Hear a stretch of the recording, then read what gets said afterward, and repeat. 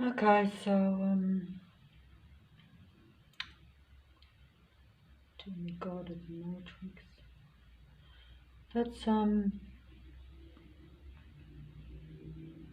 a past demigod of the Earth, or the Earth Matrix. All past, present, and future, these things I don't know, but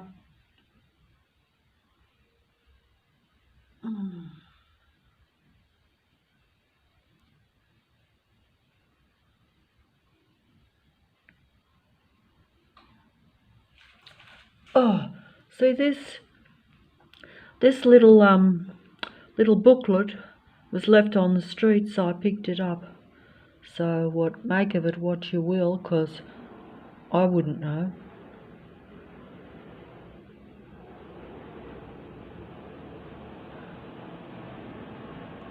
And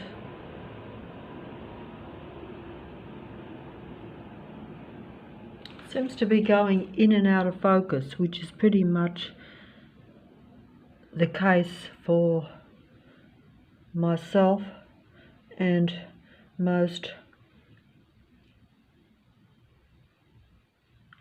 what I would say are real people, but that just simply means that you're not part of the matrix, or you're not part of the Earth Matrix, or you're not part of the mind, which is really the artificially intelligent android beings matrix, because most of the Earth is a matrix. So that means that most of the people that you see around you are android, artificially intelligent human beings, or this was left on the street, so I picked it up just on spec, just for no reason, but thinking that maybe if something's left, that I'm meant to look at it. That's a past demigod of Earth.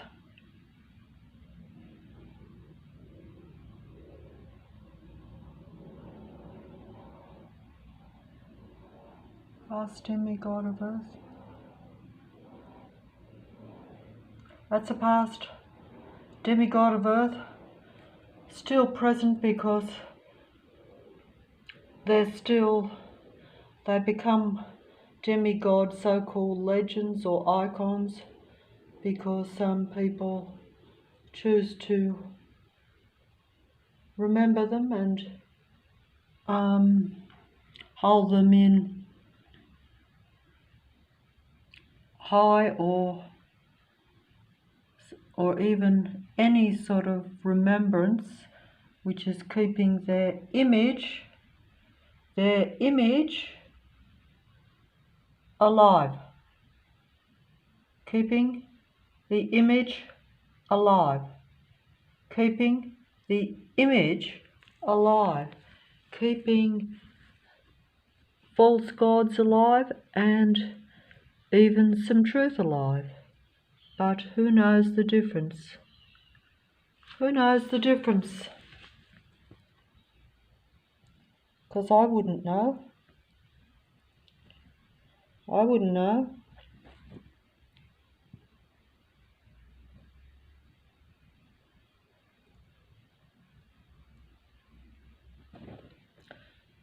I wouldn't know.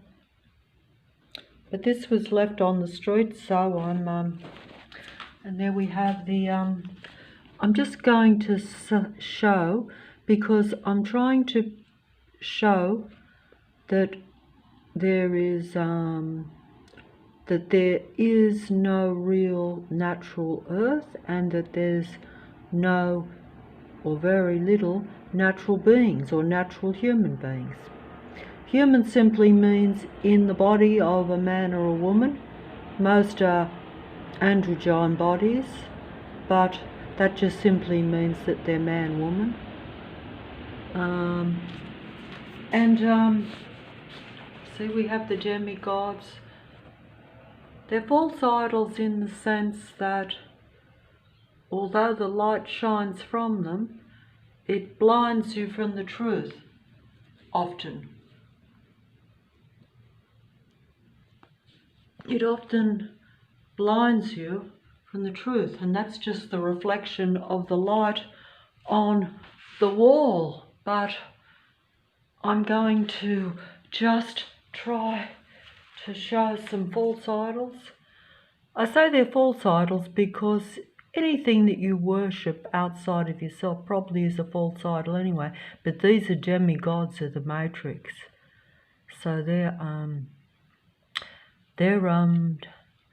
serve the technical androgyne original android god of the matrix. They serve your Lucifer, or Lucifer that was then seen as Satan, etc., etc. But you can put whatever names you want on all these gods, because these gods, or would-be gods, depending on your belief system or depending on what or who you are, these beings have different names or will assume any identity or any image as long as they seduce you or a real human, because they must have your energy, which means your where you are connected to them. They must have your attention, they must have your worship, they must have your idolatry. They must have it. And they have it, you know, that image actually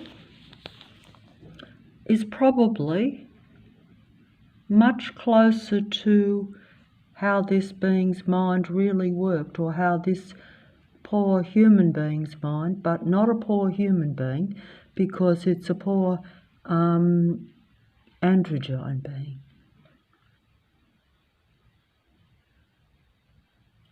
It's a poor androgyne being. I just want to focus on it. Perhaps focus too much on the demigods. We all focus too much on the demigods. But you know, that's this being, or this human being, this androgyne being, actually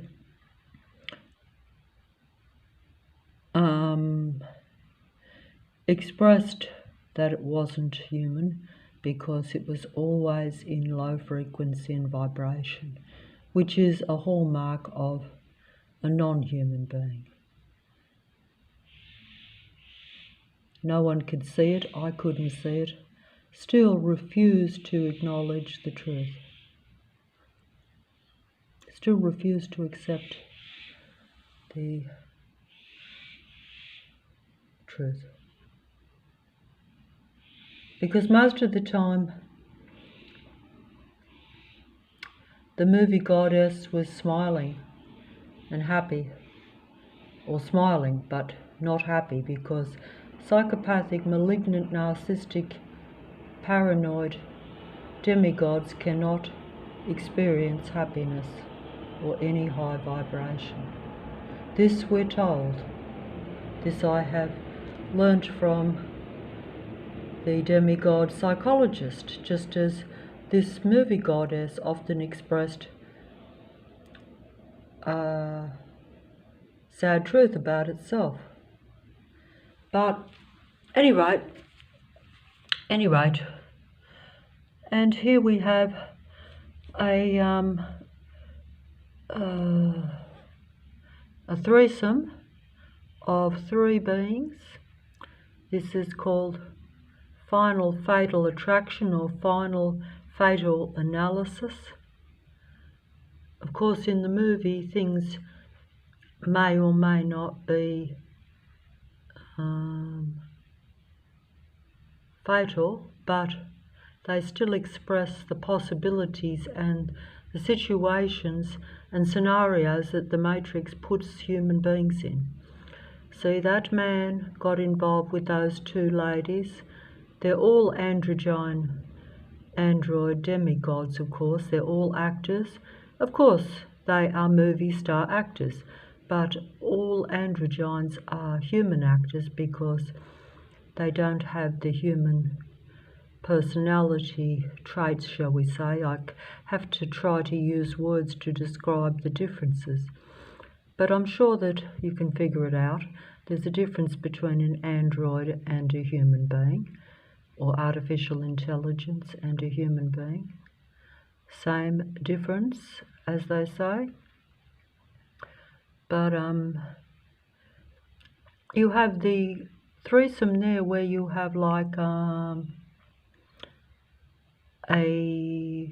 two sisters or two relatives, one copying and emulating the other because it thinks that it has some better qualities than itself, even though this is not actually even true. But these are like the androids see the human beings as having traits and qualities that they don't have, that they must emulate and copy in order to survive in a very small earth, or a small human earth. But that's only because it's a small human earth